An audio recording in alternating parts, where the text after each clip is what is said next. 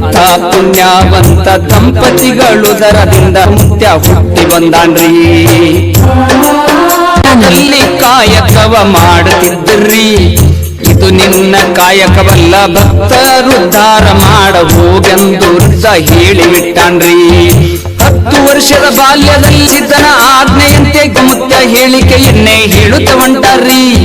ಬಂದಿರುವ ಭಕ್ತರಿಗೆ ಹೇಳಿರುವ ಹೇಳಿಕೆಯು ಇಲ್ಲಿ ತನಕ ಯಾರ್ಯಾರಿಗೆ ಸುಳ್ಳ ಆಗಿಲ್ರಿ. ಮುತ್ಯನ ಹೇಳಿಕೆಯು ಸುಳ್ಳಾಗಿಲ್ರಿ.